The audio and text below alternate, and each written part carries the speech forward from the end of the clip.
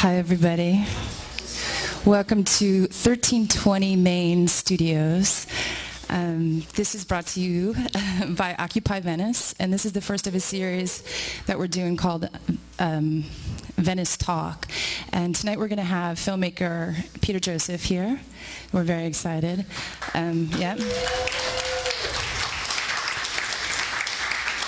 He has made 3 award-winning documentaries, and most of us have seen them.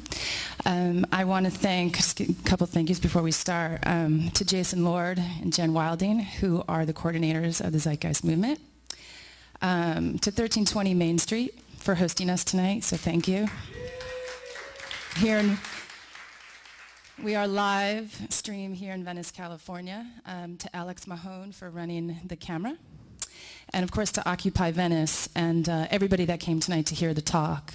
And shout out to all the other Occupies around the world. So I'm going to bring up Jason Lord, Peter Joseph, Jen Wilding. You can come up? All right,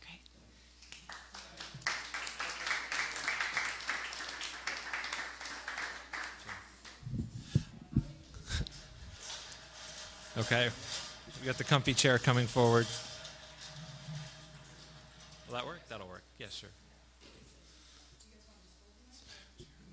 Yeah, I think. Stand to, or you want me? I'll bring the mic over. All right, we're sitting. Come over this way. Okay. Hi, everyone. My name is Jason Lord. I got involved with the Zeitgeist movement a couple of years ago, basically from seeing the movies, and I was inspired so much by the work of the film and what it talked about, what it advocates as far as a sustainable direction.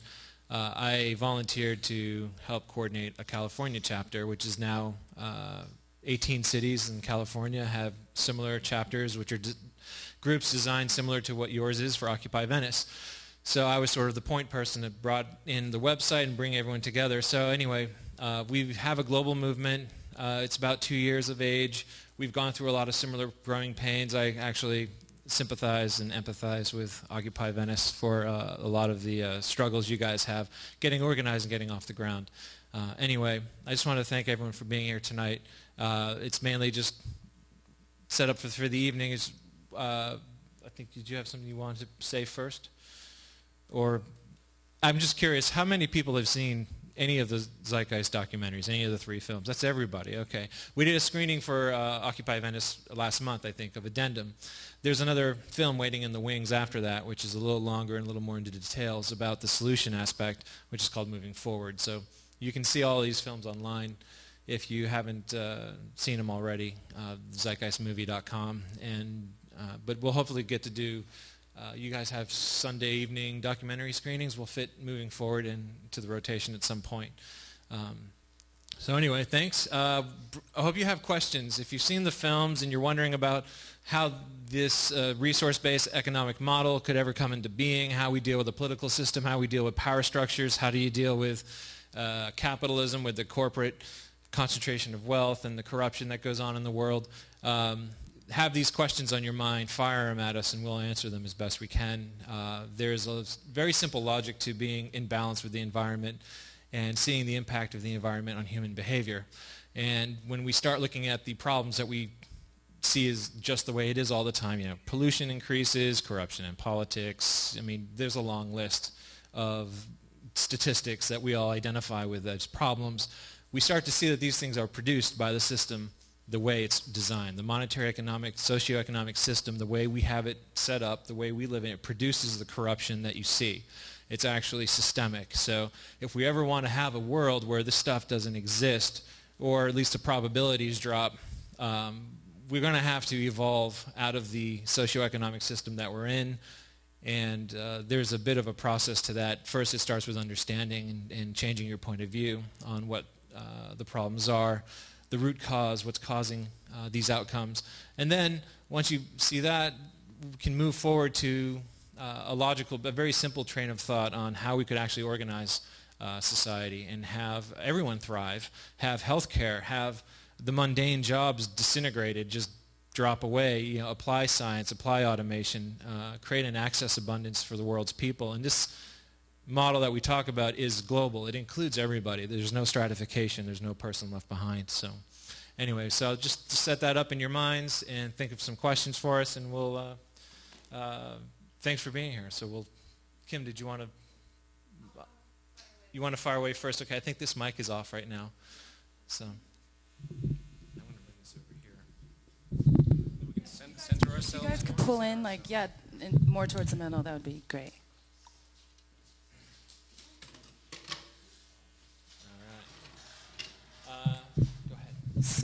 So just to tell you a little bit about what we've been up to for you guys. I mean, you guys have been around a lot, the Occupy movement, but so in support of Occupy Wall Street and the social issues it addresses, in the past 2 months, Occupy Venice has we've had an art event, we hosted movie screenings, we screened Addendum, we've had a music event, a poetry event.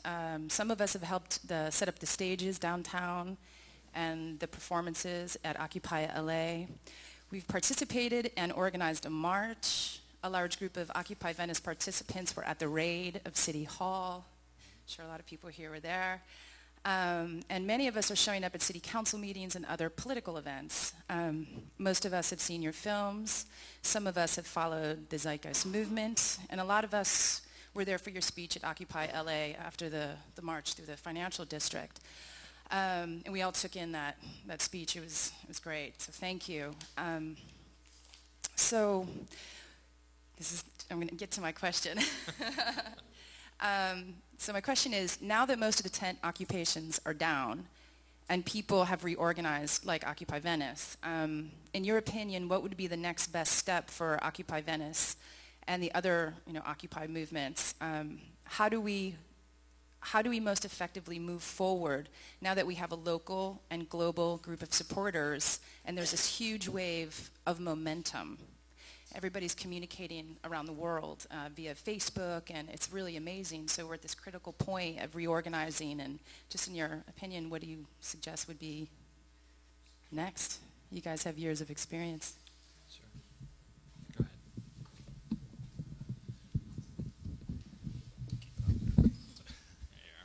Thank you, sir. What's next for Occupy? I guess until someone starts to advocate a new system or some very legitimate and long-lasting and scrutinizable number of changes that will help some type of resolution occur with all of the problems that are listed and the grievances of Occupy across the world, I'm not quite sure what the next step is. Because if you look at what's happened with Occupy, it's been flattened out as far as the symbol of it, which is the tents and everything else that have occurred. And New York, we all knew wasn't going to last very long. They were working on that one. And LA was very cordially flattened out. And of course, now Occupy more or less exists in the state of mind, if you will. It's, there's not really an occupation, as it were. And that's equally as viable to me. The question is, what do you do? And I think if there's anything that we walk away with here, it's what is the solution? Because if you propose a solution that can be analyzed and logically deduced and then hence understood, and then therefore that train of thought can hopefully overcome the filters that people have that try to maintain this system because they identify with it, slowly that begins to permeate, and then Occupy becomes something different. And hopefully it'll be more of a transformation of the Occupy movement into something that actually proposes solutions. And that's why the Zeitgeist movement is what it is. I mean, a lot of people like to compare the two movements. The Zeitgeist movement's defining feature isn't as much of a complaint or as an activist group. It is the fact that we push forward with a very straightforward train of thought about what it means to live on the planet. And if you've seen Zeitgeist Addendum or Zeitgeist Moving Forward, there's a great linear treatment on a lot of those issues. If anyone has other questions regarding that, I'm happy to address that, but that's a long-winded subject I'm not going to jump into right now as far as what defines that. So to answer the question, there has to be some type of project, as far as I'm concerned, a global project basically for redesign that takes all of the frustrations, puts them into utility, and brings people that have the fortitude and education and skill set to basically, in my opinion, push forward with a completely new social system. And that's another huge conversation. I made a little blog thing where I said a parallel government should be created. What I meant by that isn't that you get a bunch of people sitting around and say how they're going to control people like government is today and making laws and all of that stuff. It has to do with what is a legitimate basis, a sustainable basis for society that respects the planet, respects the habitat, and also has the most optimized treatment of public health possible. And that's a completely technical orientation. It doesn't take Republicans or Democrats or liberals to think that way. It's a completely scientific train of thought. So the parallel government, if you will, is really a group of people that are willing to or already have education on the issues that really relate to the foundational operation of society. And what is that? That's resource management. That's what is labor? What defines labor? Is labor really people, selling gum at an airport because they need a paycheck? Is that really the appropriate use of the human mind, which has an immense infinite capacity? We dumb people down. Again, I'm not going to go through the tangent of it, but what defines the most progressive state of affairs based on knowledge we have today in the scientific revolution that we've had since 3,000 years ago? We've had, maybe it's the beginning of the real scientific revolution. It's gone ebbed and flowed through the Middle Ages. And suddenly now society is beginning to realize it has to be scientific. It can't be political anymore. It can't be superstitious anymore. Our survival is in balance based on how rational we apply the knowledge that we've accumulated through our evolution. And there's the real danger. And if we don't do something, all the destabilization that you have now is just going to get worse. And there's plenty of statistics to denote that every element of life support is in decline. All the destabilization, which is unprecedented on a global scale, can only get worse if you look at where the debt crisis is, the unemployment crisis, and all the things that are weeding themselves out naturally because of the state of evolution of technology and everything else. I'm planting seeds here, by the way, for other questions. So I'm trying to work on some kind of way to explain how a new institution, a global institution, can come together. I had an idea. It was called the Global Redesign Institute. And of course, this builds upon other researchers. I strongly suggest everyone research Buckminster Fuller and Jacques Fresco and many other thinkers that have thought about what a new societal design may be and really latch onto that train of thought. There is no utopian vision, though. There's nothing that you can just say, here it is, and that's it. There's no structural implementation. Technology moves too fast. So anyone that shows you something that says, this is it, they're wrong. It can't be, because by the time that even comes to fruition, considering where we are now, it's going to be long outdated, because the technological revolution that defines our values will continue regardless. So the Global Redesign Institute is something I put forward. It doesn't have to be that, but it's about how do you get people together to redesign society, legitimately create a real economy. What's a real economy? It's the proper management of the Earth's resources and the proper management of public health. And you put those two elements together and you get a self-referring type of logic that comes from the ground up that basically dictates what our values should be if we expect to live in harmony and balance and not have wars and disease and famines and all the destabilizing elements we have now. So to summarize that, some type of organization needs to emerge. I think Occupy is a great stemming point for this, just like many other movements out there like ours. And it has to come together where people say, you know what, we're not going to play the political game anymore. We're going to show the world what a real design of a society may be. And then if people see the merit of it, then the public slowly is educated, and then eventually a new counter-revolution emerges that's not violent, it's not protest. It will basically shift where it stops supporting the existing system and begins to support this other sustainable system. And the whole thing just falls over. As poetic as that sounds, it's not. Can't put that in any other phrase because I have no idea how it really would happen. Yeah. But that's the way I think this type of thing will work. I've given up on political things. I don't think the political lobbying, and I think there are plenty of intelligent people that could be turned around in the political institution, but the game is faulty. The political game is not about actual proper social management in the way that it really needs to be to define an economy. Of course, it's a gangland thing. It's a mafia thing. It's an echo of tribal mentalities.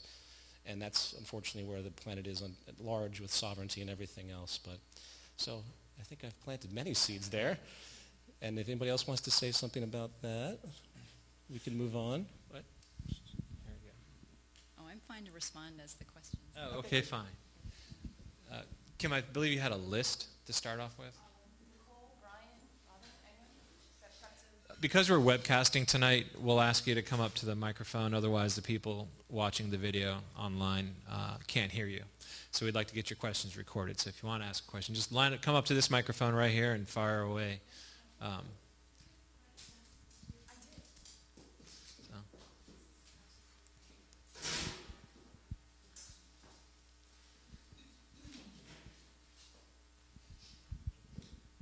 First of all, thank you.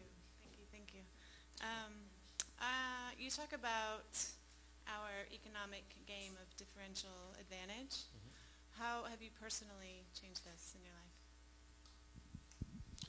As far as how I don't participate in differential advantage, personally? How you personally? Well, the first thing to point out is that differential advantage isn't something that you really choose in this system. You either work the game that's been set up and survive fiscally, meaning you have a job and you pursue it, and you are basically in competition to the organization you work with, the corporation, or you're in competition with other laborers that want your job.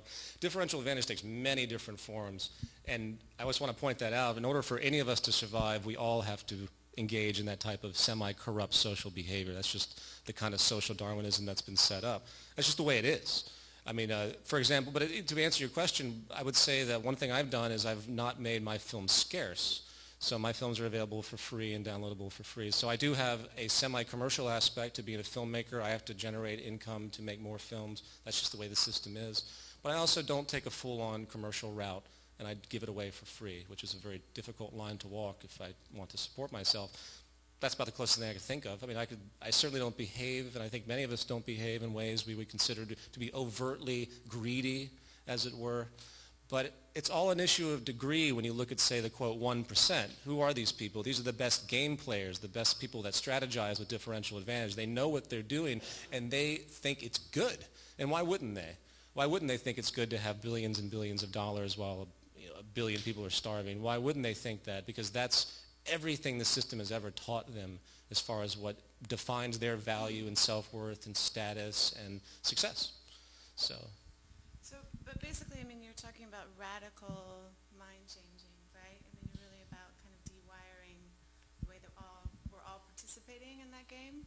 So I guess, to further that question, how do you... You remove the game. You remove the game itself. If you realize we're causal organisms, and as controversial as that is, people don't like to think of themselves as being that influenced by others. They don't like to assume. They like to think there's this heavy free will thing and that they're making their own decisions, but we're really not making our own decisions per se. We have a small threshold of free will, as it's called. Every word I'm saying has been taught to me, all the values that we all share historically, traditionally. Our political affiliations are all groomed and we're shaped and molded through our lives. So the financial system as it exists, because I used to be a trader. I used to be of the greediest mentality. I wanted to escape from this system. It wasn't that bad, but I wanted to get away, and the only thing I could think of was that. And my focus for many years was how to gain the most differential advantage in every situation I could get, because that's what I was taught. And that was what the environment required from me. I didn't have a moral aptitude for that. All that was irrelevant. It didn't mean anything.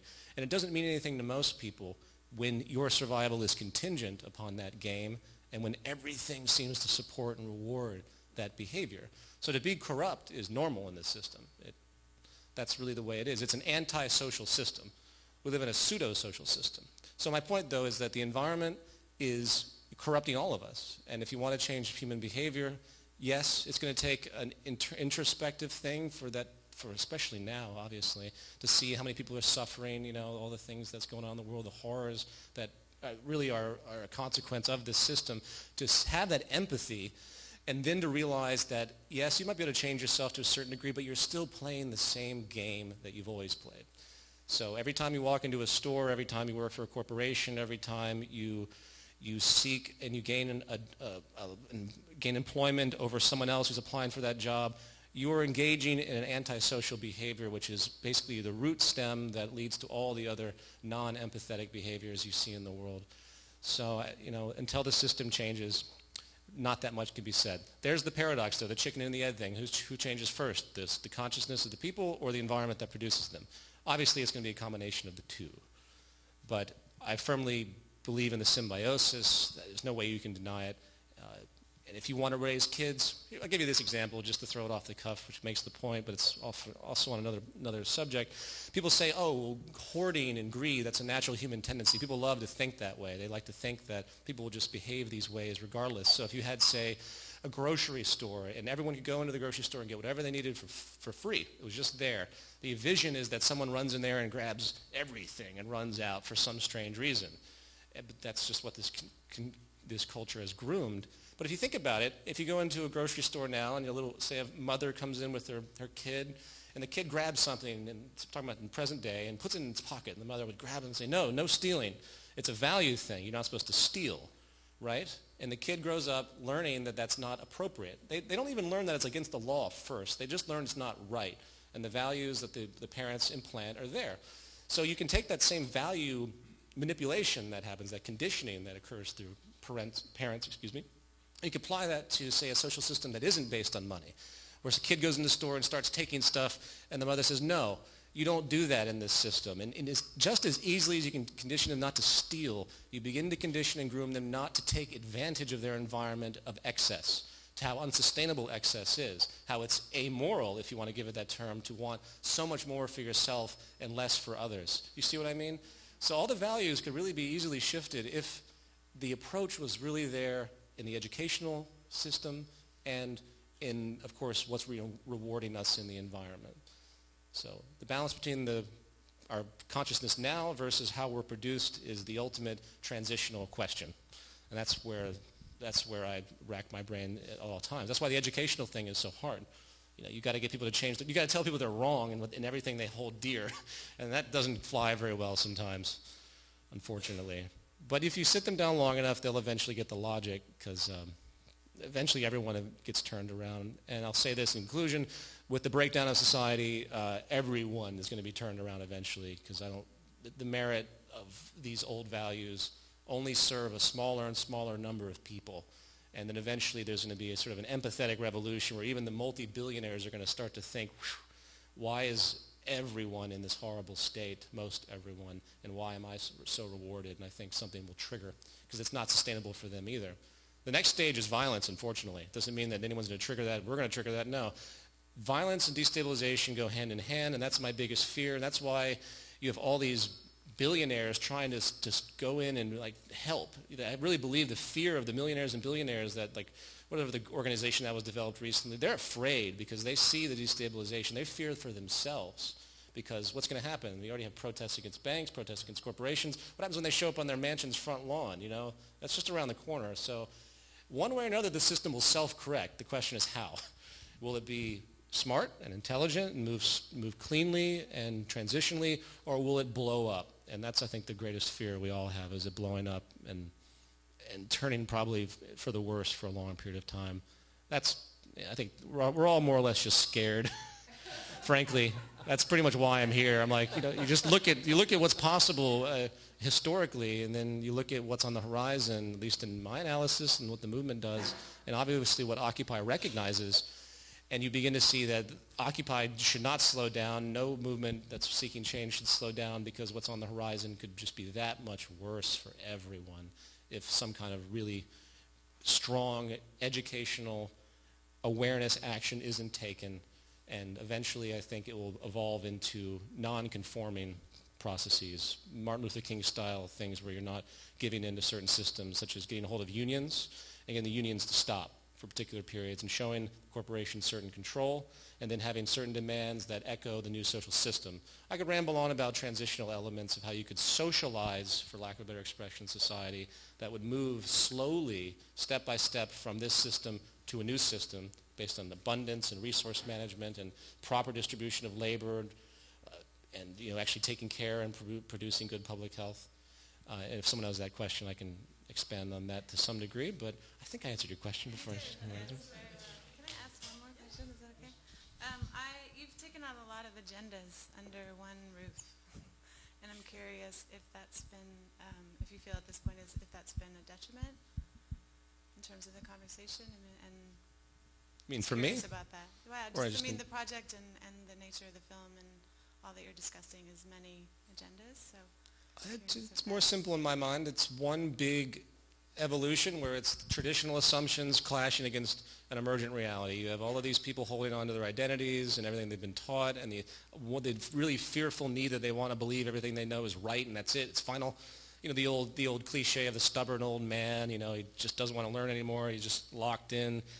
That's how society is. It just keeps evolving and trying to lock itself into fixed states.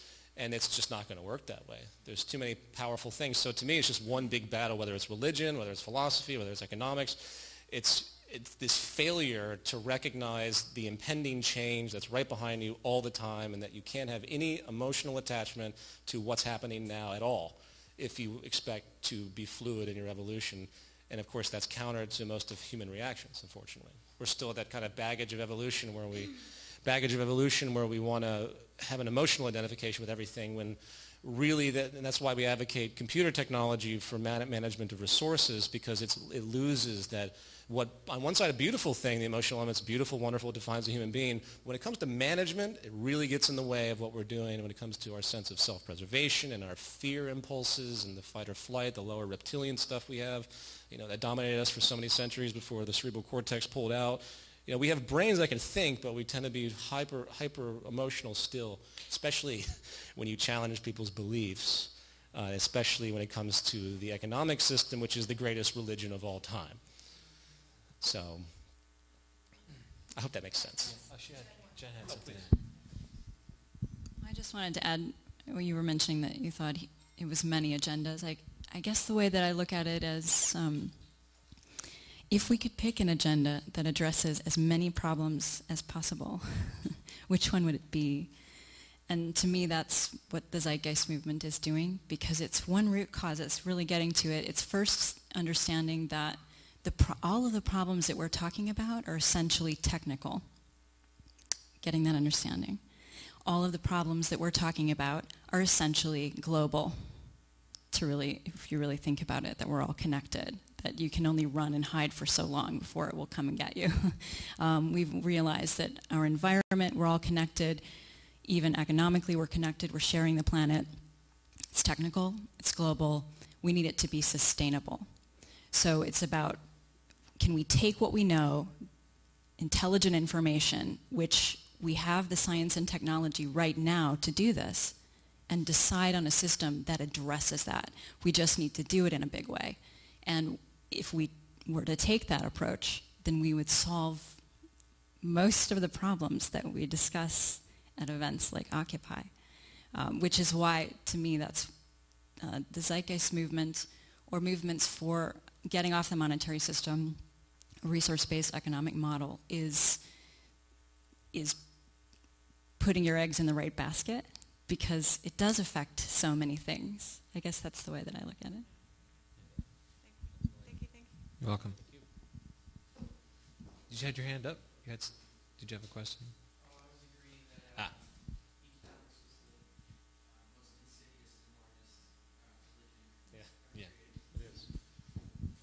You did.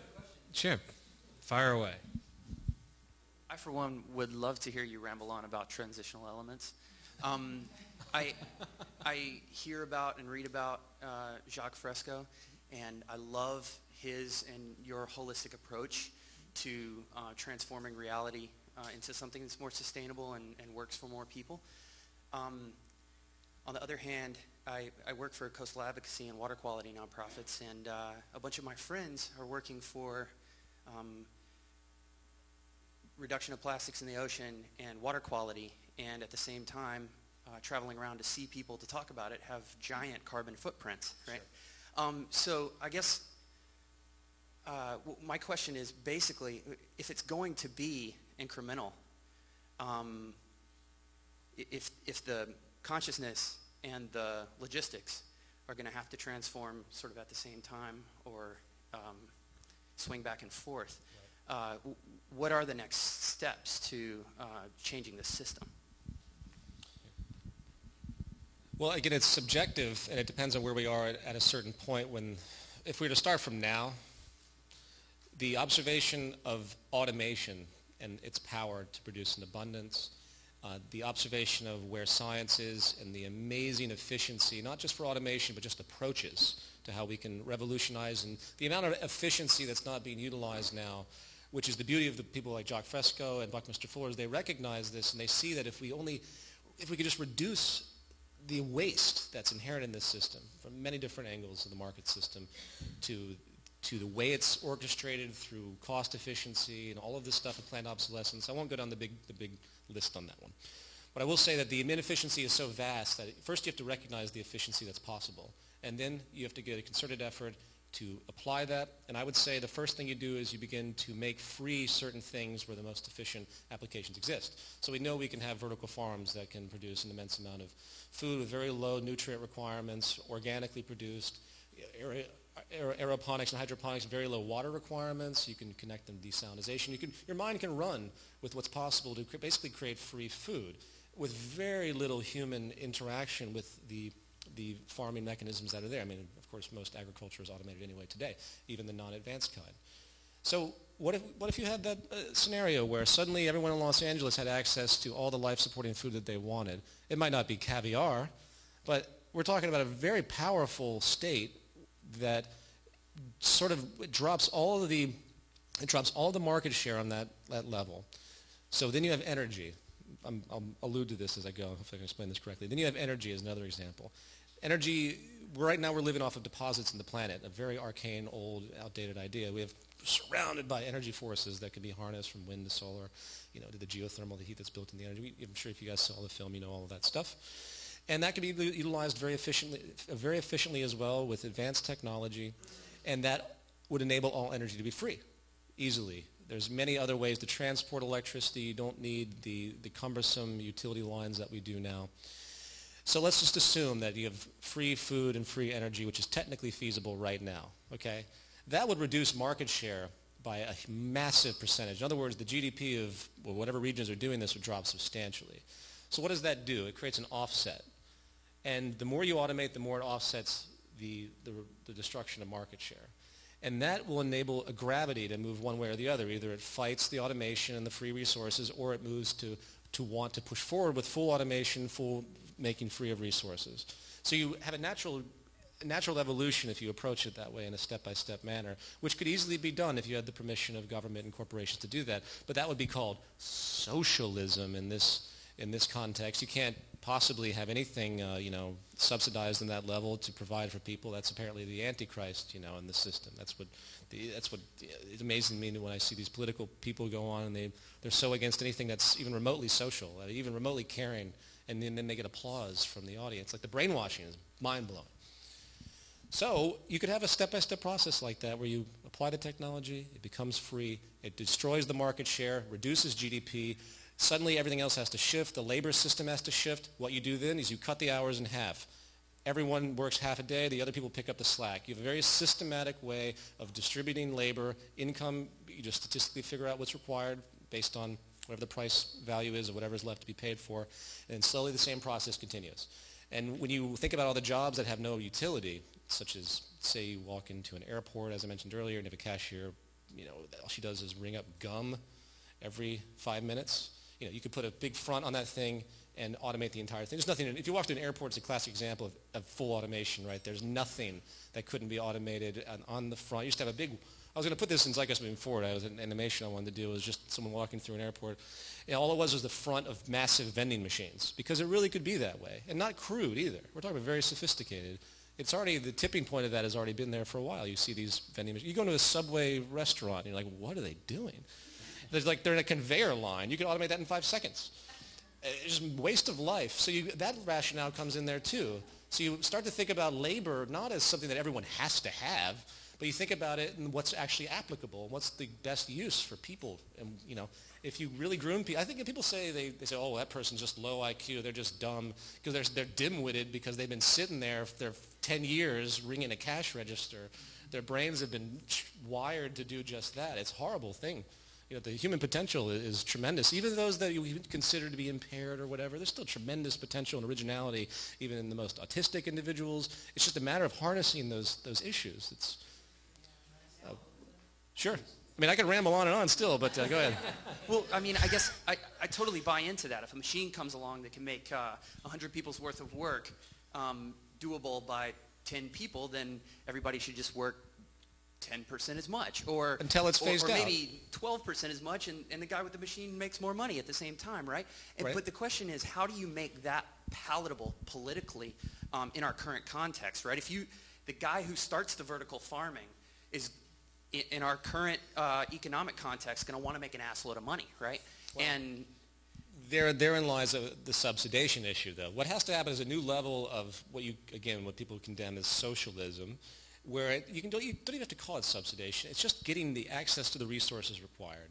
So you conscript, is the right word? to conscript? Yes. You conscript is a nice way of saying taking. You get the state to authorize conscription, which is, again, a huge no-no in the capitalist world. But it's required where instead of using money, it doesn't mean you're just taking people's resources and property.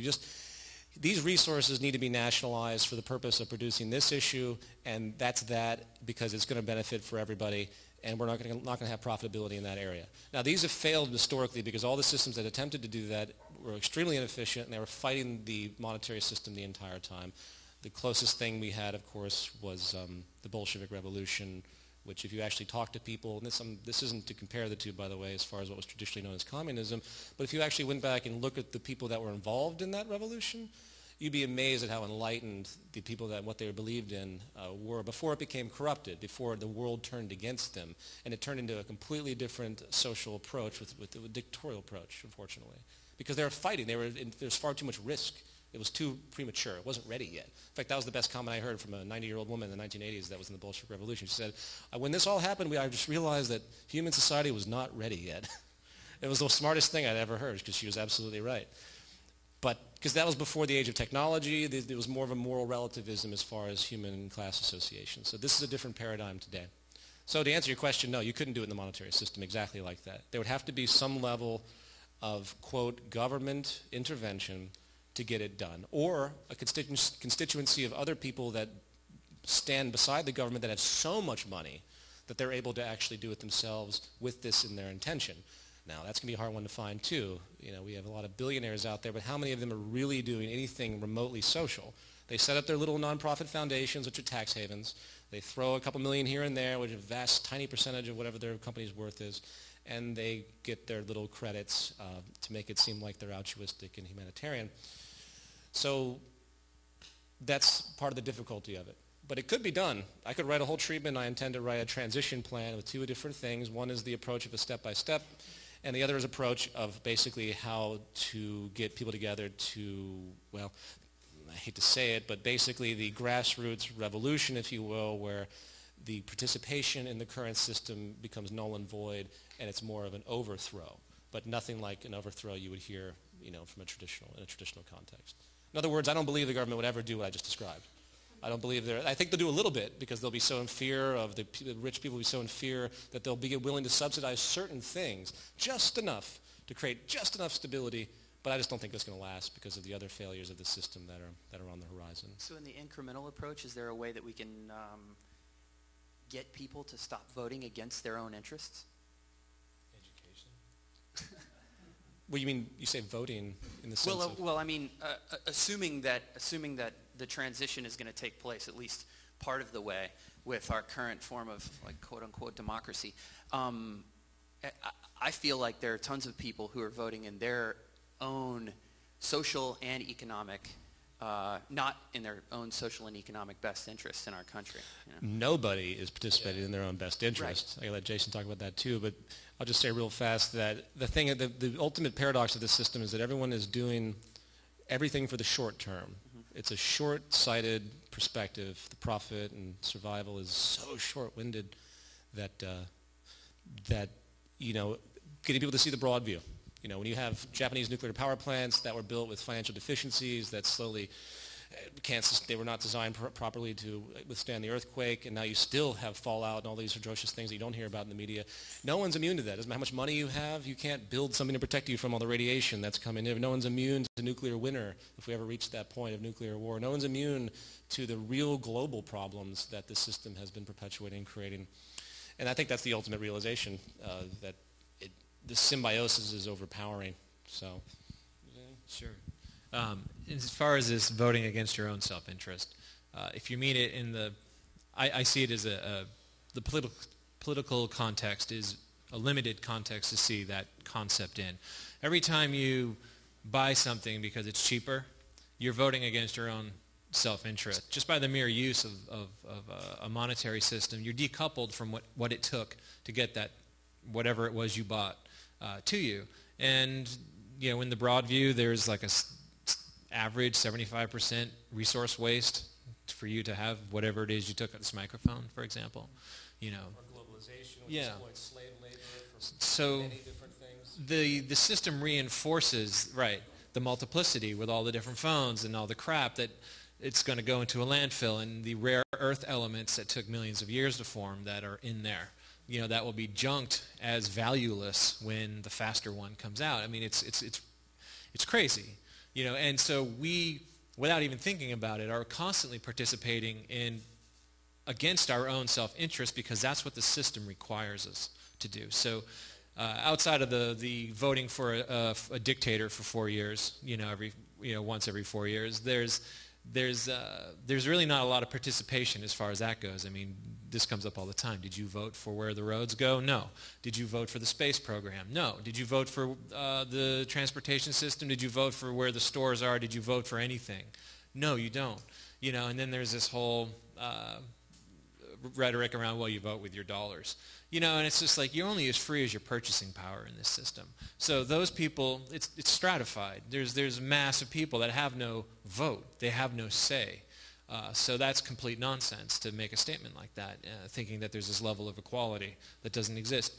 So anyway, so when you use that phrase, voting against your own self-interest, you also explain the context in which you mean it in, because the political context, they're not there to represent you.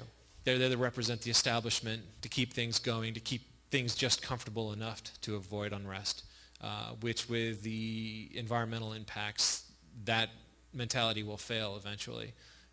It's ecocide to keep doing what we're doing. So they're not going to be able to keep the comfort level up environmentally, even though they just talk about money sequences and GDP. And then voting against your own self-interest, it's required by the system just to compete, just to pull money out of the money supply so you can have access to things that were probably against your well-being to make to begin with, yeah. And the servicing too. It's a service. Oh, yeah. It's a service system. The whole system is based on service, not resolution. So whether it's cancer, whether it's your car being broken, the entire thing is based on the necessity of inefficiency. If there's anything that's the absolute antithesis of what an economy should be, which is preservation and, of course, good public health, which is the point of the human relationship, it doesn't want any of that. And that's what makes the conundrum so powerful is right now the efficiency is so staggering of what's possible. It's just incredible what we could do.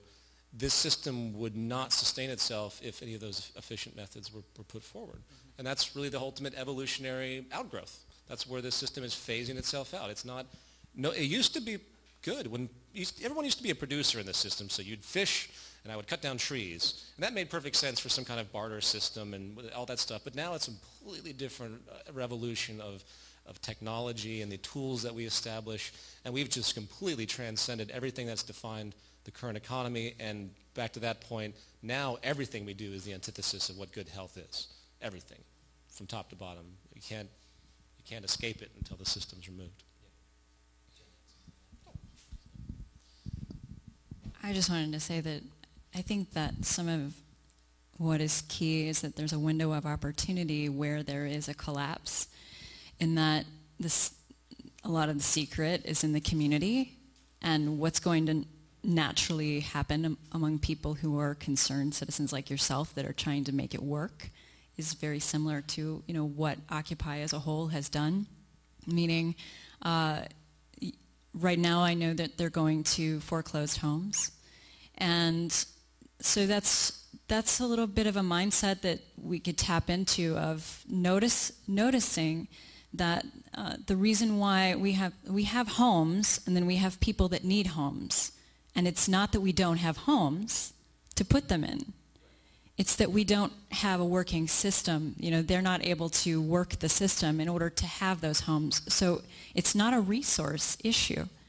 And when we start to focus with enough people to realize it's not a resource issue, we can do this with community. You'll start to see, well, here's a lot of resources that nobody can even operate because it's not part of the system, right? But how can we create something from it? How can we take community and take our existing skills and create something from that? And I sort of feel like that's at the heart where things are going to start. It just needs to continue. The important thing is to keep the goal for something that doesn't also become into tribalistic communities, to recognize this is still temporary. We're going to do this until we get enough people together and can start designing a system that's global that carries these same values. But I think that's the secret. And we don't really know all the opportunities that are going to be available to us yet, but I like that Occupy, to me, is really great. It's like when you think about occupying property. You're there, people can see you, and there's a statement in that that we kind of found out, well, yeah, you can't just do that. You can't just do that, but there's a statement in that when enough people set out to do something, you can do it for a little while. So how many more people can you convince to do something, create something, to help become sustainable in small groups, but continue to educate so that it doesn't become still, because that's still a position of scarcity. Use that environment to really get the values in that we need to transition off onto something global and take the skills that we have, because people who are losing their jobs are technicians too. I mean, I knew someone in Illinois who built the computer that replaced him, and that's happening. So you have people with high level of skills that all they need are the resources to create something. Could be high tech even. Please. My question is how you sustained the movement during those growing pains stages. Does that make sense? Because there's about half of us who have been here for Occupy Venice from the beginning, and it's definitely been this ebb and flow of personalities and wants and needs, and I might know the answer to this, but I'm curious about your experience and if you have any feedback or wisdom about how you guys sustained the movement through the growing pains. Wow. There is an ebb and a flow, and there are a lot of people that have splintered off and done their own thing that aren't, like I'm one of the few original core volunteers, basically. You'll find that there's always a small core group that understand the direction and see the necessity for it, and so their actions are just based on that. I guess I've just learned not to manage my expectations, really. I would love for the whole this idea to catch fire worldwide, and then have enough people want to start exercising some new values, basically, to make a transition. But as far as how to do it, I don't know. I would say one thing is to keep, when you're dealing with volunteers, you have to keep in mind of the resources you have available. When I say resources, I mean like also skills, technical skills, like someone who can operate the camera for the webcast. He's a resource. Someone who's got the space, that's a resource. And you're always meeting people. There's probably all sorts of resources here if you were to poll everybody in just the Occupy Venice group. You guys can accomplish a lot. But to keep what you're going to do is projects, what you're going to do to engage the public, what you're going to do coordinated-wise, be within the resources you have, and also understand that you guys, it's easy to get sunk by too many ideas. It's easy to have people come in and propose things that exceed the people's time or their skill or just what they're there for. That happens all the time, and one of the things I've had to do in the past is disassociate, and start over. So I'll be surprised if you don't come up against that as a group. The greatest barrier at this stage is there's a lack of shared values amongst a very angst-filled group of people, whether it's in the Occupy movement or the Zeitgeist movement or any movement that's been any activist group has this issue. And I think 95% of most activist groups, that have been around for a long time, they play the same game they've always played, which doesn't actually have any resolution, which, as an aside, is why I think the Occupy movement is so critical. Any movement that's global in nature, that's recognizing and addressing the system, the financial system as the root cause, to me, is the highest level of awareness and activism that there possibly can be, and sadly most communities are not. But bridging the difference in those communities, which is my point, is that biggest barrier we've had. I've had numerous angry exchanges with people from Greenpeace and lots of things where they really believe that the system is about legislation. They don't get it. They don't get that the foundation of the system is corrupt, therefore the corruption breeds like ants coming out from the refrigerator because there's spoiled food behind it. They just keep killing the ants and they don't realize there's something else going on. So what Jason just pointed out is great too, on that practical level, but on a broad level, every single person that's engaged in any of these movements really has to kind of wear it on their shoulder and really have the courage to show that identification and educate others, and then critical mass will hopefully assess itself. And bridging all the Occupy movements across the world, that was the most wondrous thing to me, is when I was like, okay, Occupy Wall Street, and boom, I was like, there's Europe Occupy, and in Latin America, I was like, wow, this is amazing. This is exactly what I have been hoping for. And that, I hope, will hold itself up, because that's really the most powerful place you can be, is this unification of humanity. The ultimate catalyst here, and sorry to deviate from your question, is really the critical mass, and find a way to preserve it, maintain it, keep it balanced, keep it sane, and then showing force with the mass at very pivotal, strategic ways, nonviolent, of course, where you just... The end of Moving Forward was the ultimate gesture of that. I don't know if anyone saw that. The ending is a depiction of this. They go to the financial center, and there's a bunch of police, and there's the cop's looking at the crowd that he sees, doesn't realize that it goes back all the way up the entire island of Manhattan. And at that stage, there's no fight anymore. There's nothing the police can do. There's nothing politicians can do.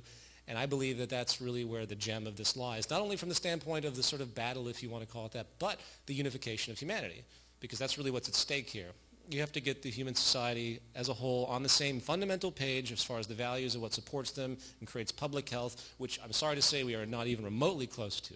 That's what makes it so staggering when I think about it more so, is that we're not even remotely close. The entire fiscal system is based on an assumption of human behavior with a complete decoupling of our resources and public health and our scientific vocabulary and ingenuity that we've discovered over the past 3,000 years. And that's the ultimate conundrum.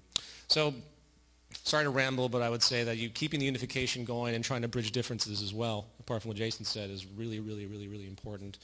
And hopefully that fundamental train of thought, resource management, what constitutes good public health, ground-up reasoning, will permeate all of them. Because there's really, in my view, there's no denying it. I don't know anyone that has ever, I've never had a logical disagreement. Everyone that gets backed into a corner, all they say, it's against human nature. People cannot collaborate, doesn't matter if it's right, you can't have it. They dismiss it based on that premise, and that's the underpinning of every major market theorist on the planet, from Mises to Keynes to the other ones I don't even care to remember. But if you really dig, and I've read all these complex treatments, and it really comes down to that. It's a failed traditional assumption that people really shouldn't attempt to try and get along on a larger scale. And that's the ultimate value shift, the ultimate bridging of the human family. And I think it's about time that happened anyway. So, and our survival basically depends on it in an age of advanced weaponry that can wipe out all of us at a whim.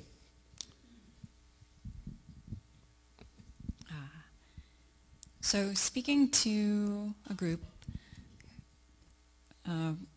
wanting to build momentum as a movement, being a part of a movement that has had its own ebb and flow, I sort of feel like I feel your pain because we've been in it for a few years. And what I've come to learn from my experiences is that what has helped the Zeitgeist movement is that we are behind a very solid set of ideas.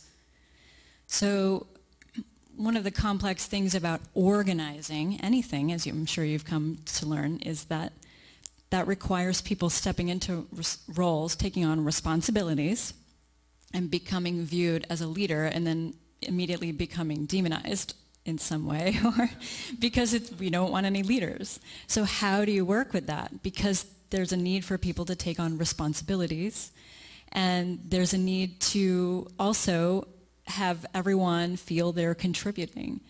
The way that we've done that is that we started out with a solid set of where we're going, a solution that we're holding to. This group is a little bit, you have a common anger and, just discord with what's going on. And that's what's brought the group together, and I think that's why it's huge, because that's huge common ground. And as soon as it's global problems, yeah, we're seeing everybody can relate to this, and they may not even have answers, but they can relate to not having answers. They can relate to this is not what life should be like. There should be something different. I don't know what, but so as soon as you come to a set of solutions, you'll probably start to see division, unfortunately. So I sort of think it's to Occupy's advantage that the common peace element that has been growing is just unrest of we need something different, and to keep that going. As soon as you pick one thing, you're going to have people immediately say, that's not what I would have picked, and step out.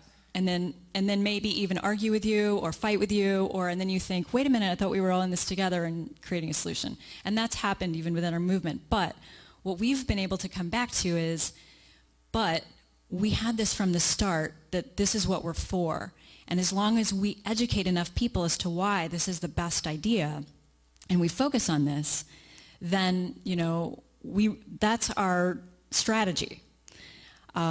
So I would just say that's one thing that has been something that always reorients the group, and that you can't really take it too personally, because it's always either there's a personality conflicts over something and you work it out, but if it's something over the main thing that everybody's focused on, you can easily say, no, actually that's something different than this, and wish them well and say, what I always say is, it's not going to happen with one movement, it's going to happen with many movements. So I don't view people who have another bent as being antagonistic, unless they're actively being antagonistic, but that they have a different opinion. I just say, that's great. Let's recognize that your strategy is a different strategy, and allow this group to prop this one up, and just go with that. That's all that I can say. But it is a challenge with the whole leaders thing, I know.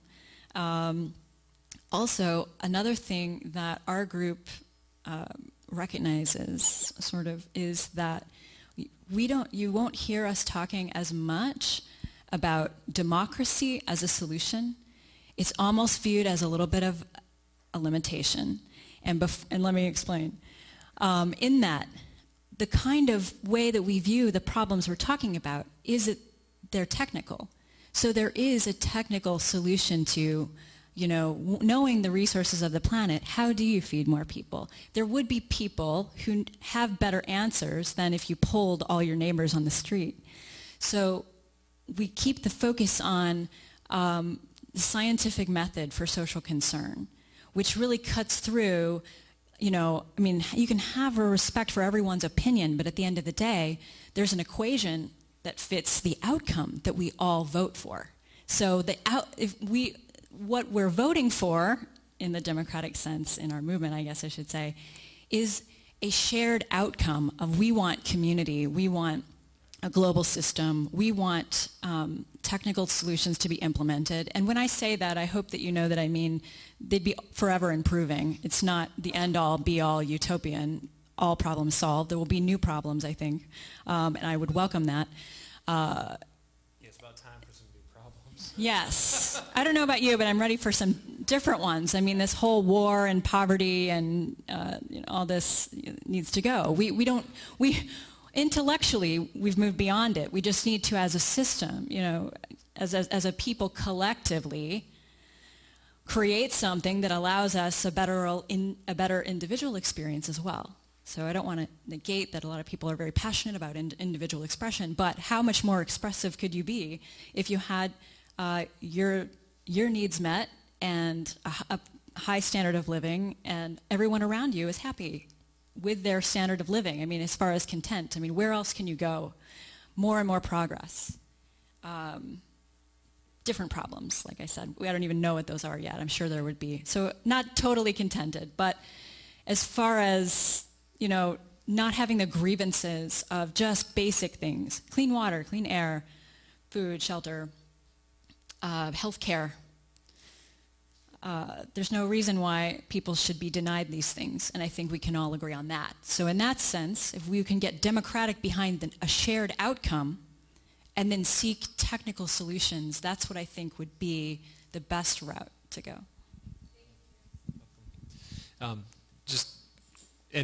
On the leadership thing, because it's hard for me to hear the stories of the people who step up to try to get something done in any movement and then immediately get demonized and cut down for having the courage to show some initiative.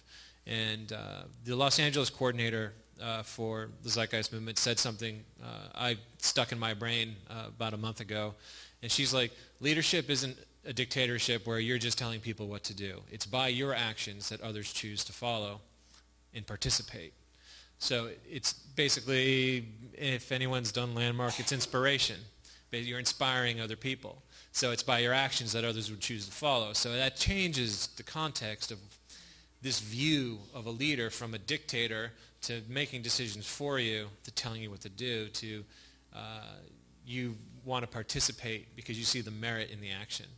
And that would be something that hopefully could help anyone who steps up to initiate something, that they not get demonized and shot down right away just because there's this fear around the word. Yeah, so. Fear keeps people from stepping up. Yeah, I mean, if who wants to step up into a hostile environment to initiate something? So respect people that step up to take on responsibility. It also works in the other direction, though, too, because as much as people cry about leadership, many people just want leadership. They don't want to think about things. A lot of people just want to follow somebody. They don't want to learn or educate themselves. The first thing, just to real quickly, because I know we want to go into questions, the authority issue, though, is what you're alluding to. We recognize authority all the time. Authority is not a bad thing. When you go to a dentist, you're submitting yourself to an authority. You're not getting a democratic vote from everyone in the lobby to figure out how he's going to fill your tooth. You trust them, and there's a reason for that. And I think that's important, and that brings you into the group mind concept, which isn't a fanciful notion. Everyone has certain proclivities and certain educational amalgamations that they accumulate in their life, whether it's through their genes in part and their culture mostly, that enables certain certain advantages over others in certain fields. We all have certain talents and skills that no one else has. It's just the nature of it. And the great failure of awareness is that we're all leaders in that sense, because you really can't have somebody in a position of absolute authority with absolute knowledge. The ultimate farce of leadership is it's someone that knows everything, and that's impossible. Everything that they do is an amalgamation of what everyone else has done since the history of human awareness. So it's one big emergent group mind, and in that context, if you can elevate to that level, you can't even find leaders anymore, because it's just this floating train of thought. It's just this general collective educational flow. There's no sourcing. No one's inventing anything. It's just a free flow. And that's a profound place to be, because it changes your entire view of the way you think about each other, the way you think about the world's problems, because you don't blame anybody anymore. You don't blame the leaders in Washington, because they're just little elements that are popping up over here out of the group mind we're over here. And eventually this spiraling will work, and it will kind of bring, hopefully, everyone on the same page through the biosocial pressures. But I'll stop there. You had a question? Could you jump up to the mic? Yeah, just for time, we only have a couple more questions, so if you have a burning question, just please raise your hand. Yep, okay, burning, yep. I actually had two. First was, what is your opinion of the overpopulation issue? There's a lot of different opinions on the subject, and some people would say it's a pressing issue. Others would say it's sort of an elite agenda. That'd be question one. And question two would be, sort of give me some notion of your timetable for when we might achieve a critical mass, for when this movement and others are creating a solution, versus when the current system might begin to recognize this as a threat and strike back, versus the evolution, versus the environmental issues that are degrading our planet. So, I mean, it's kind of when are we going to achieve a critical mass for all these various forces? That's a very abstract question. We just walked through the train of thought. I mean, what do we have? We have life-supporting elements in decline on the planet. We have immense social destabilization. We have general declines in public health in general, high increasing cancer rates. There's basically everything that's going wrong is slowly accelerating, and I think it'll just be a matter of time before the human lifespan begins its tipping point too. And that will be the ultimate sign, I think, which has already happened in other regions, just not in the West yet. That basic evolution, degradation of the environment and the social system is one side of it. Then you have the defense mechanism of the system that you point out, which is really the element of the military establishment, which basically are there to support the status quo. And that's something that's hard to predict because it's such an insidious type of thing. But the best defense, I would say, against that is this very invisible, if you will, critical mass. You know, we talked about leaders just a moment ago. A leaderless movement isn't that people aren't doing things, but no one's a highlight. I continually tell people to stop highlighting me, but I'm in a weird position just because of the film series and how it was founded and everything else. And I really do want to see things happen, but I try my best to get other people to, like if in other regions I get invited to go places, I'm like, listen, if you're in Brazil or wherever, please just do it yourself. I don't want to be seen in this way because that's the big failure, say, WikiLeaks. You have one figure, Julian Assange. So anything that happens with him suddenly defines WikiLeaks, at least on the surface. It is. You want to get away from all of that, and that's why the leadership issue, everyone needs to step up and take their roles in certain ways where it becomes holographic. You know, the idea of holographic. It's self-contained in all of its component parts.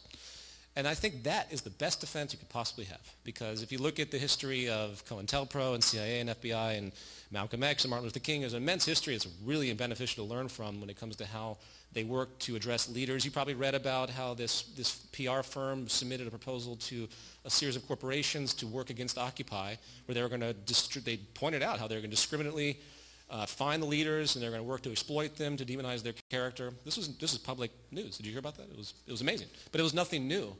But the best defense is a holographic type of environment. And you just can't let a focal point come in. The train of thought has to prevail. And that's the new kind of revolution, if you will. It's really a revolution of education. As far as overpopulation, there's really no actual evidence that that's the case. We're overpopulated in this system. This system can't support everything, obviously. You have 1 billion people starving, 3 billion living on less than $2 a day, if I remember correctly. You have the poverty line in America for 4 at $23,000, which is nuts. I mean, there's many more impoverished than there are that are on the board and stats, just like there are many more unemployed that are on the board in the stats. All of that seems to allude to, there's just not enough to go around, there's not enough this and that. That's actually just shows how inefficient the system actually is. Land mass is perfectly abundant. I've already seen stats on how you could easily redistribute the current population, have an immense amount of land left over. The technological revolution could easily provide an abundance if you removed all the inefficiencies. This is one of the great revolutions of thought that Buckminster Fuller and Jacques Fresco pointed out. That it was roughly 20, 30 years ago we hit that point where you can see the exponential increase in science and technology and how much more efficient and the level of abundance that can be created. It's pretty easy to statistically quantify, especially when reduce and remove all the inefficiencies of the current system. So I don't believe in overpopulation. I don't see any real stats to support it. It's more of a propaganda tool to promote the farce social Darwinism we see. And unfortunately, and you mentioned a little bit about the elite, unfortunately it's also a kind of a pop culture issue now too.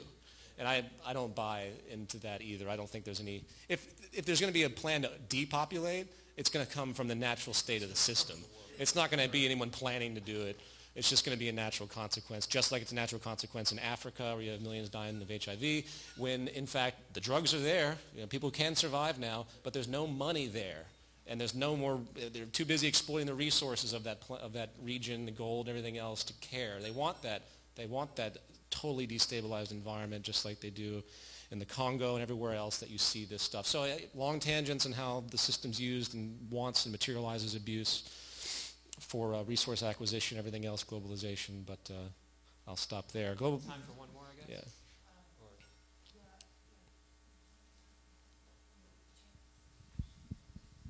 I understand that on a community level, it's important to come together to create community and do projects. Maybe that's time baking or permaculture or community currency. On an individual level, how do we pull out of the game? It seems like we're either we're in or we're out. Even if we're doing work that we love so much, that we're so called to do, and it doesn't feel like work. It's not work, but we're taking that monetary currency to survive. What's the transition? What does that look like? I really believe that it's not going to happen from an individual action. It's going to have to be a collective. It starts with the individual, but think about it. I know plenty of people that run around and they have self-sustaining communities in different regions. I have friends in North Carolina that do this, And they just want to hide, basically. And then unfortunately, you can't hide from this. The economic system as it exists in its financial state is far too symbiotic already, and the natural consequences as far as the environment are equally as symbiotic as consequences, so there's really no escape. I would say that you walk the line, as we all do, where you submit to the system and whatever commercial element you have to, and you dedicate another element of your life to this type of movement. And that's the best way I can think of it. Yeah, that's basically what I would say. Over here. Yeah, I would say as you start to get more and more into a value system that supports what we're talking about, which a lot of you are already familiar with, you find that you start to make little choices over time that are different, and you could probably look back and say, you know, I used to do this, but I haven't done this in a while. You know, it could be, being more conservative with resources, being more eco-conscious in a sense of what you're utilizing, reusing things. That sense. It could be sharing amongst friends, doing free cycle. It could be, giving stuff away on Craigslist instead of just tossing it, just making sure it goes to somebody who needs it. Those little things, if everyone were to do a lot of little things and make those little transitions that have that underlying value set, I think it would actually have a big impact. We've already started to see that even on a small level with like people recognizing that, that banks are in their life in a way that they don't really want them. So how do we move off of that? How do we get out of that? Do we move to a credit union? What's the deal? Little changes of thought will create, I think, the paradigm shift we're looking for. It's nothing major. You can't unplug entirely, unfortunately. And even like Peter said, the people who try, then you have the danger, like I said before, of wanting to just have your little world, your corner of earth, and then people will eventually invade your resources out of need. So that's why you can't just go to that as the ultimate solution.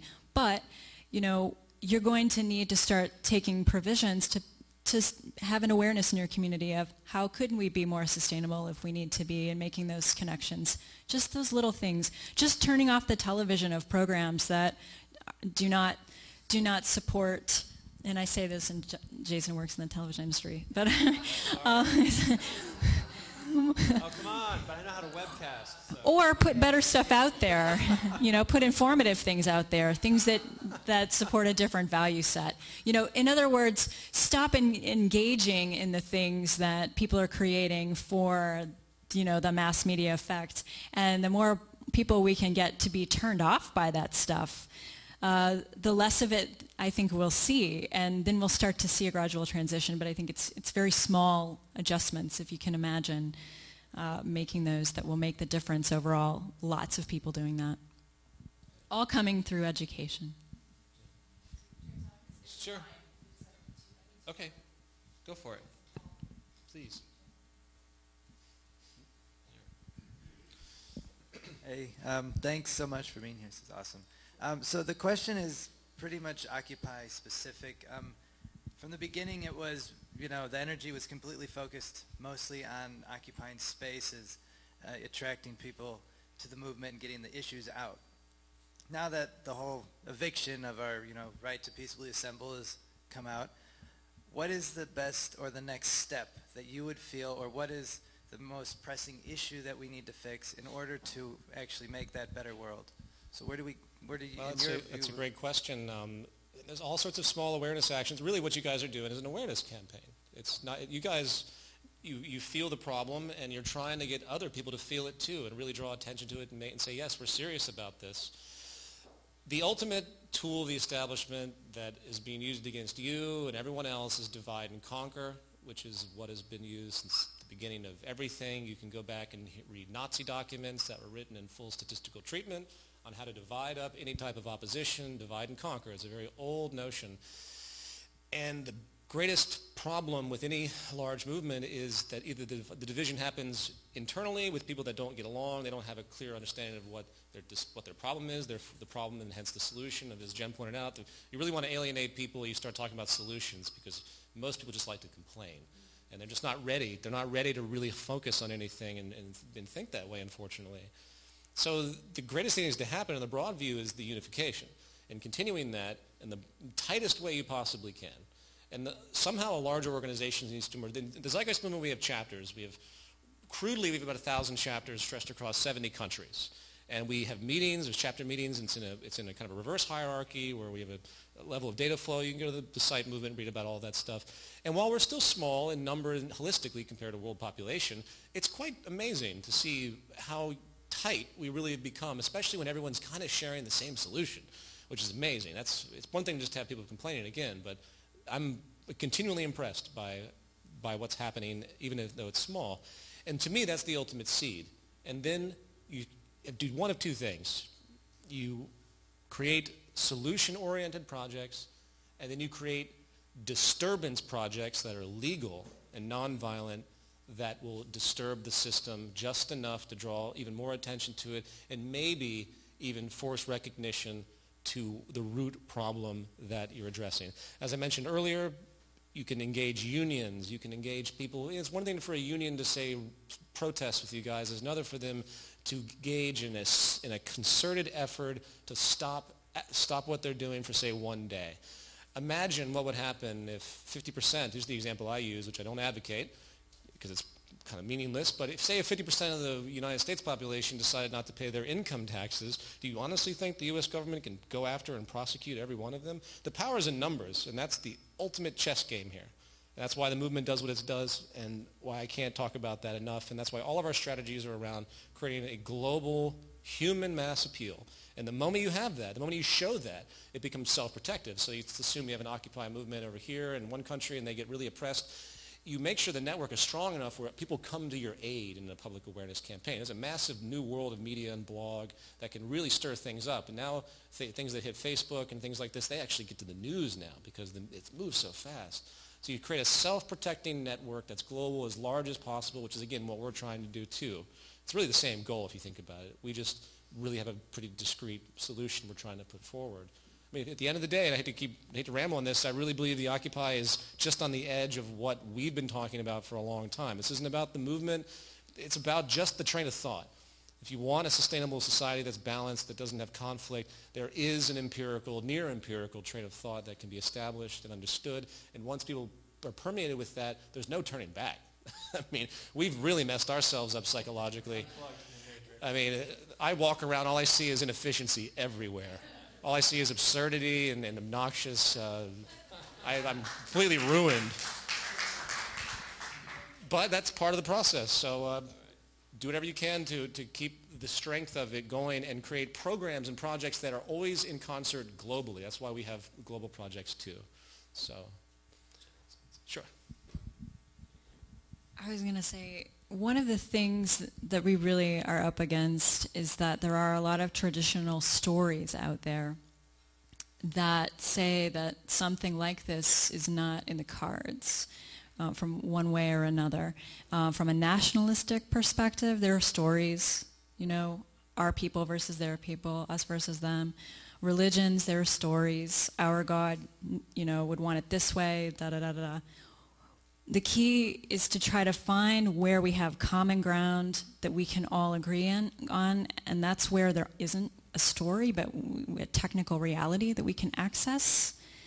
And I'm not saying stories are bad, but I'm saying any opportunity you have to expand someone's story to allow this reality is going to help immensely, because we really need to move out of the mindset. The only thing keeping us from moving into a sustainable direction is people thinking we can't. So the more that you can help wherever you are, even as an individual, to just even interject, not in a combative way or debating way, but even just to ask a question that allows somebody to think, well, could it be that could we do this technically? And if we could, how would you feel about that? is that wrong to do it if we could, and things like that, and just engage people in that sense, and we can sort of break through, because really, if you look around, reality doesn't match so much of what the stories are about how life is supposed to be. Or even then if you played the game right, then you would have your nice little nest egg and retire. That's not working for people anymore. They need a new story. And yet some of them, even so, are sticking to the story because it's the only story they know.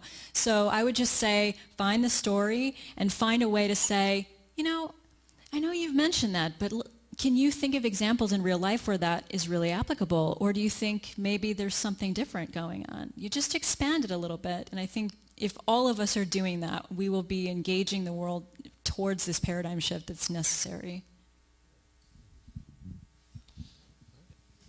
One more? Okay, cool. How you guys doing? Thanks. I heard you say that you liked numbers, so I got a couple numbers for you. This is just something I happen to be playing with today. There was an article in the local paper back in September that one of the elementary schools had to have a car wash to raise money for toilet paper because the budgets have been cut back so many times year after year after year that they don't even have money to put the toilet paper in the elementary school, so they had to have a car wash for that. While on the other hand, by the end of the calendar year, the United States of America will have spent nearly $4 trillion on the war in Iraq. So I did a little math. I figured out the size of the planet Earth, which is 500 million square miles. You guys, Earth is your thing. It's huge, right? Yeah, that's right. You could with the money. It's the beginning of the global survey.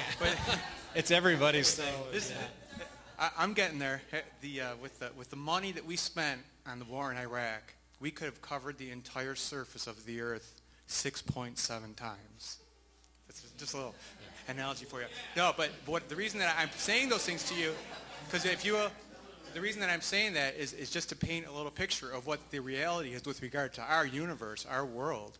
You know, let's not kid ourselves. The industrial military, it's a well-oiled machine right now. And for there was a statement someone made earlier about the Occupy LA ending peacefully. Well, it didn't end peacefully for the people who weren't able to get off the property.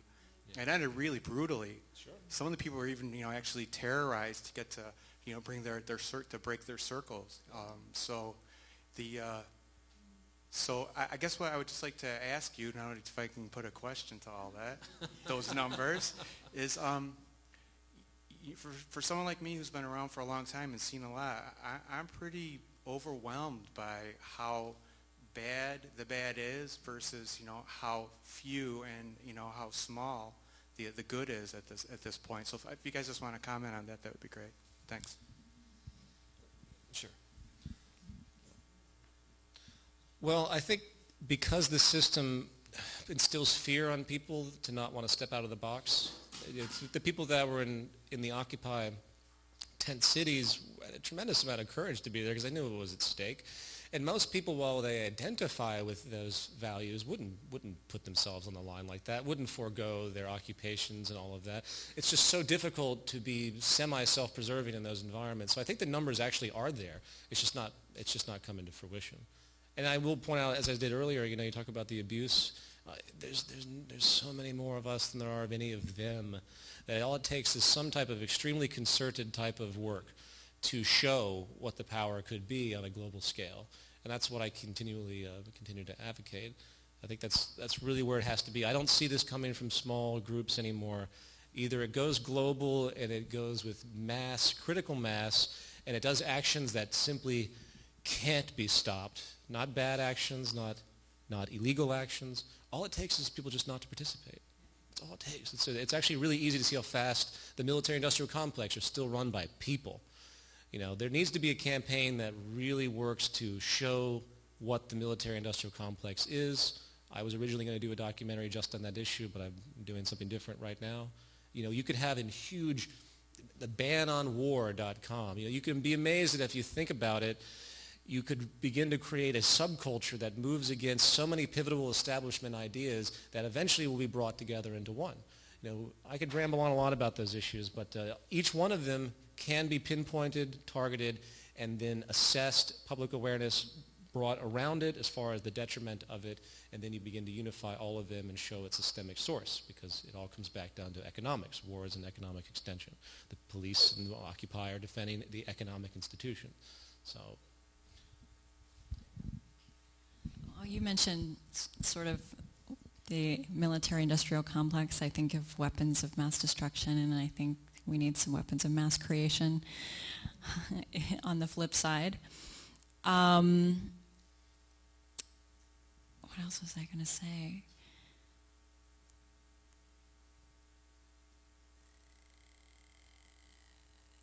It's one of the things as an individual and an activist, it's easy to get bogged down with the negative. I would just say try to temper what's going in of negative. We get really excited about the blame game and, oh, look at this, and passing it along. I do too. Oh my gosh, can you believe this?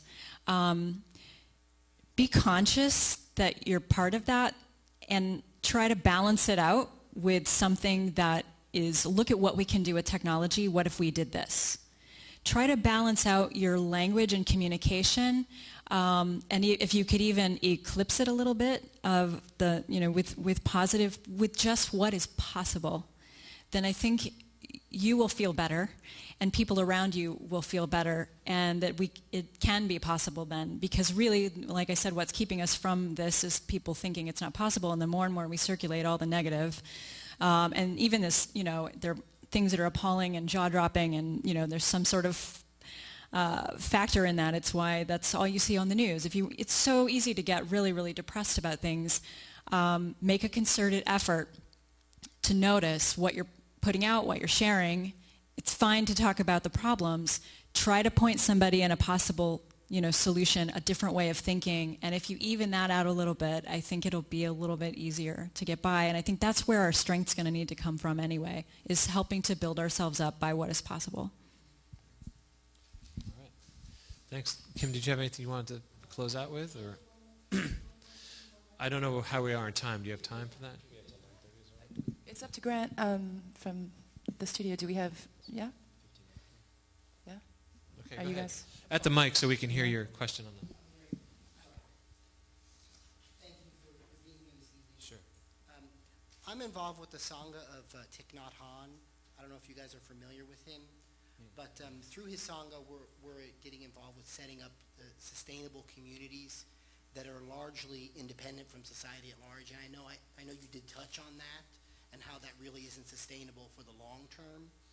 But have you guys, or the Zeitgeist movement, thought about implementing this parallel system that you have discussed by creating some sort of sustainable communities?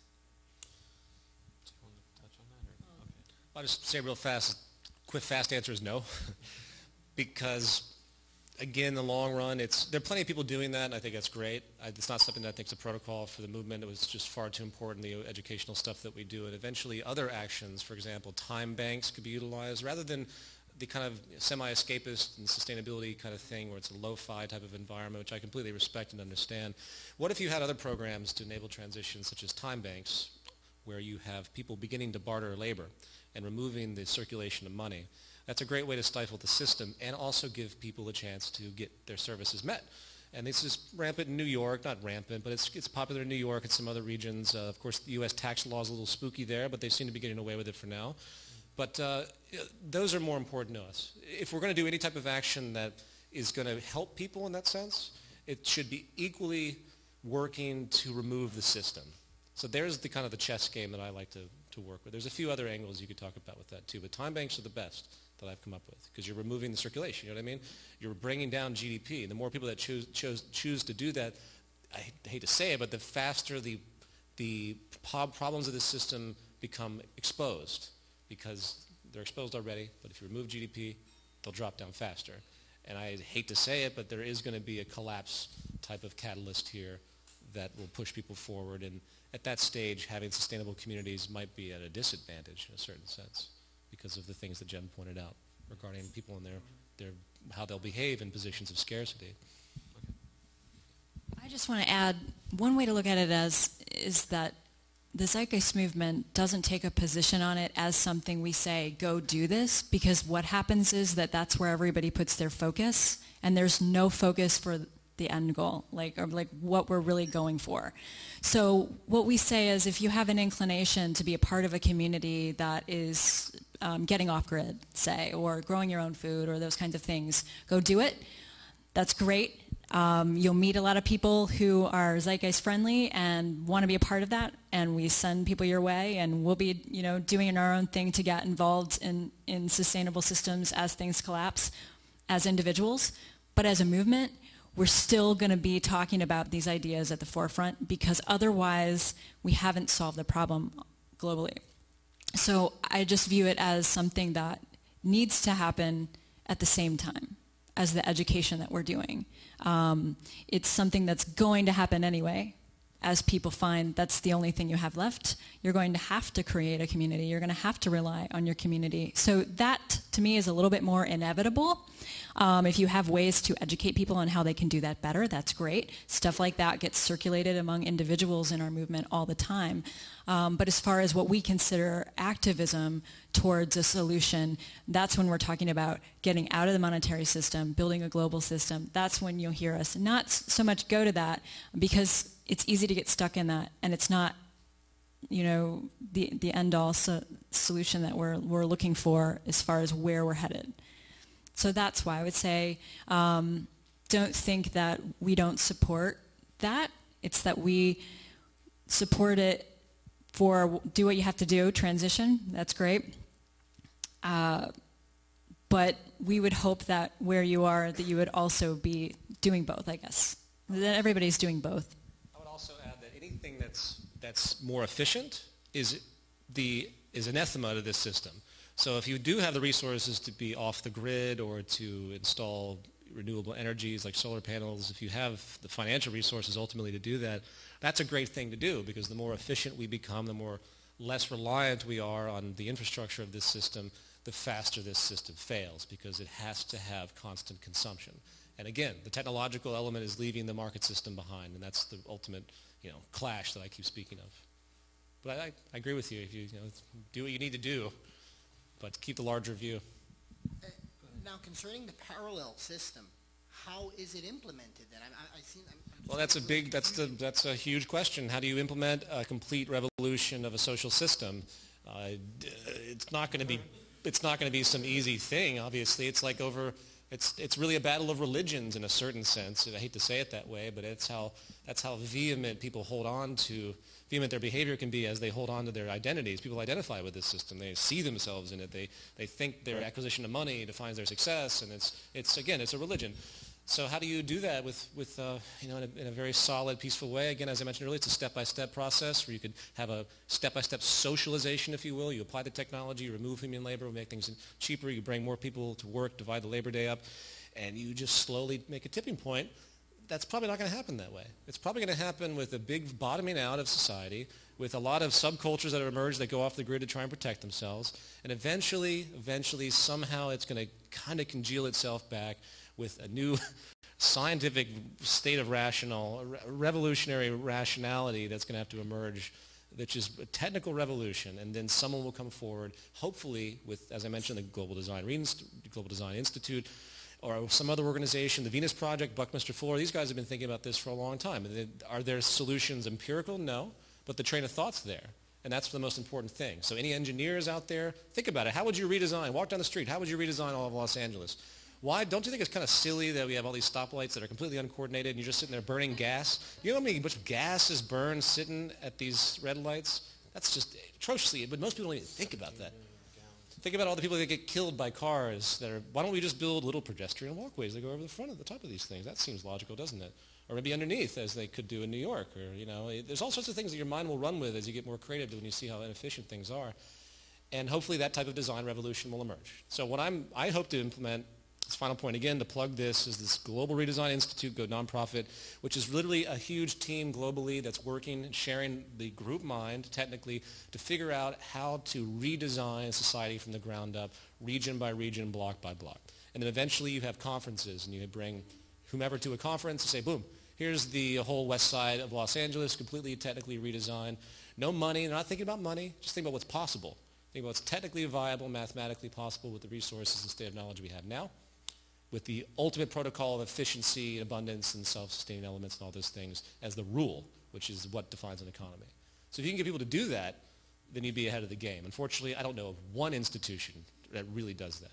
Even those institutions that have solutions that are floating, none of them have applied them to anything I've ever seen. So to me, that's I think, is the next step, the actual application to show the world what's possible. And then from there, people will ask the question, why aren't we doing this? And there you have your transition. The actual system, the global system, would first consist of taking an inventory of all the resources on planet Earth and then going from there to decide like how things would need to be designed. So that's why even if you designed it in small communities, it would undergo a complete redesign because it would need to factor in all that's global. And without money as a limitation, that's another factor too that goes beyond what is possible in the actual design.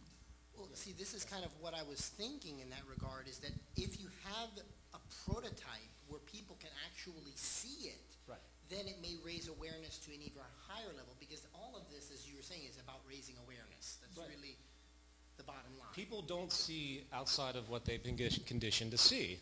People only know what they've been brought into. And you'd be amazed how many people, when they hear this stuff, the light bulbs that fly off, because they never even pondered such a thing. They don't even ponder what a world without money would be, or even considered what, having free resources and how that would work. It's a religious indoctrination, and it blocks their creativity. And that's the biggest barrier, ultimately. It's the value of barrier.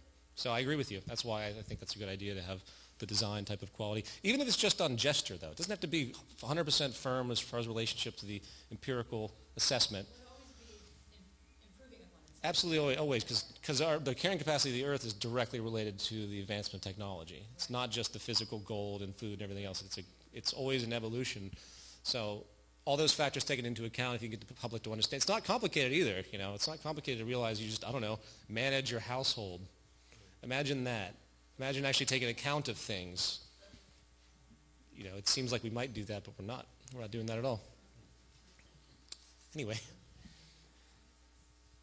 Is that it? All right. Thank you so much. Thank you. Appreciate it. Thank you.